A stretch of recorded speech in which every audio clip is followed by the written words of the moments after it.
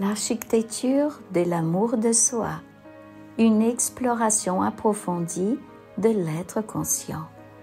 13 principes pour l'authenticité radicale et la maîtrise intérieure.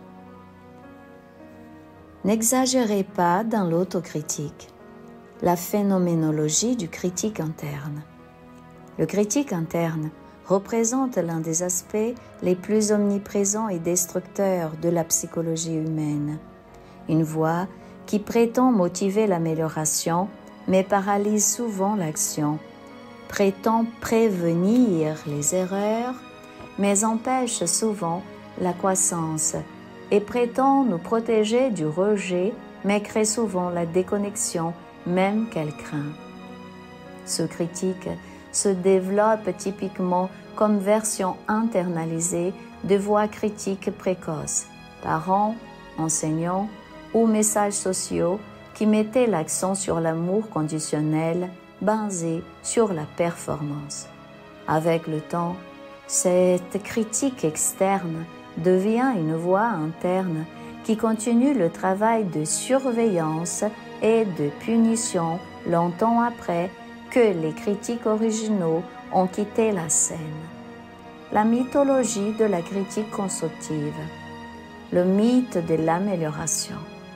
Le critique prétend que le jugement sévère de soi motive le changement positif, mais la recherche montre constamment que l'autocompassion est plus efficace que l'autocritique pour soutenir la motivation et faciliter la croissance. Les méthodes du critique entravent en fait l'amélioration même qu'il prétend promouvoir.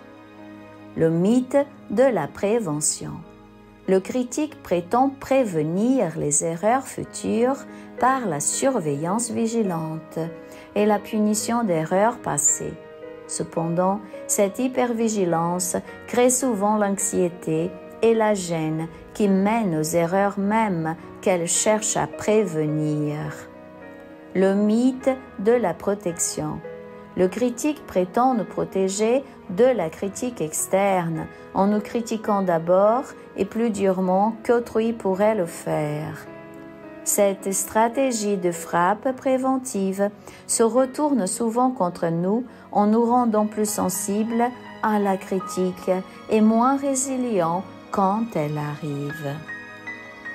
La neurobiologie de l'auto-attaque.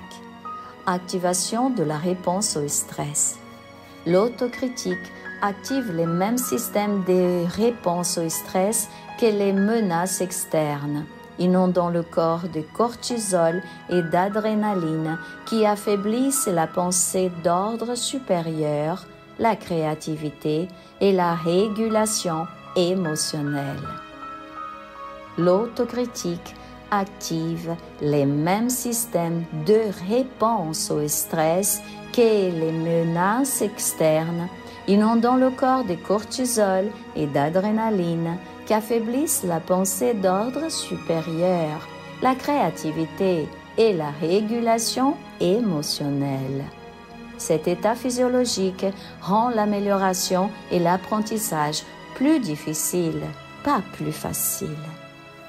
Renforcement des voies neuronales.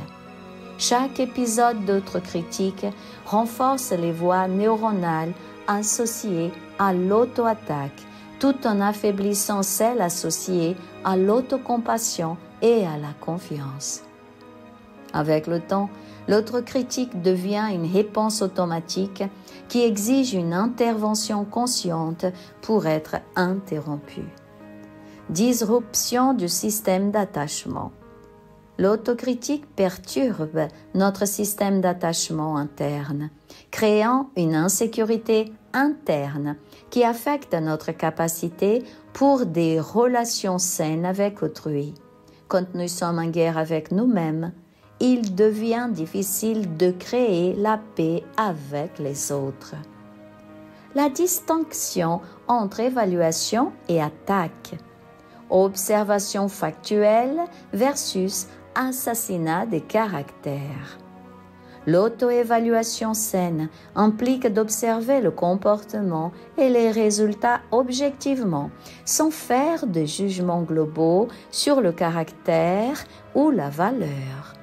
La différence entre, ouvrez les guillemets, je fais une erreur, fermez les guillemets, et, ouvrez les guillemets, je suis un échec, fermez les guillemets, représente la différence entre apprentissage et auto-attaque. Feedback orienté croissance versus basé sur la honte.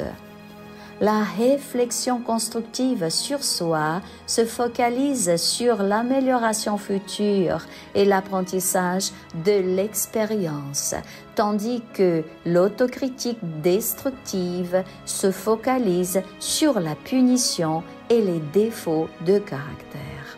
La première facilite la croissance tandis que la seconde l'entrave. Critique spécifique versus globale.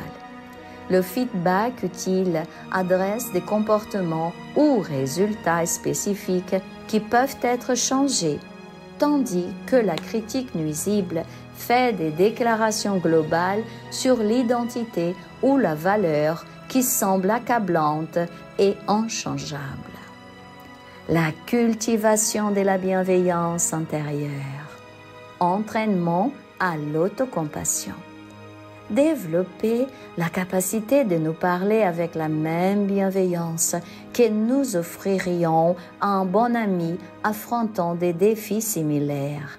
Cela implique de reconnaître notre humanité commune, d'observer consciemment notre expérience sans jugement et de nous offrir du réconfort pendant les moments difficiles. Le mentor intérieur. Cultiver une voix interne qui combine honnêteté avec encouragement, offrant un feedback qui soutient la croissance tout en maintenant une considération positive inconditionnelle pour notre valeur essentielle. Pratique de reparentage. Apprendre à nous fournir la guidance patiente et encourageante que nous avons pu manquer dans l'enfance. Cela implique de développer des voies internes qui soutiennent plutôt que sapent nos efforts de croissance et changement.